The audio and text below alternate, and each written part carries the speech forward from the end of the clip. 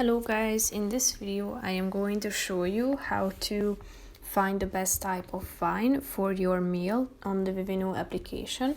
But first I just want to mention, don't forget to subscribe to my channel because at 10,000 subscribers I am going to show you my whole YouTube revenue statistics and growth strategy, how to make money online. So let's jump into it. First of all, open the application on your phone. After that, you should tap on the search icon down below. That's the second option.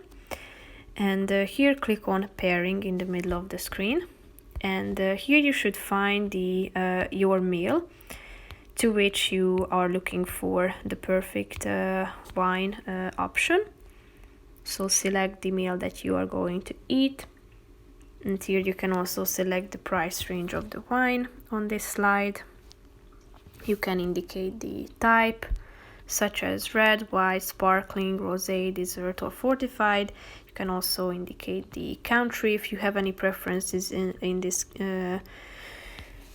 case. Then also the grape, style, taste, and region. Bottle size can be customized.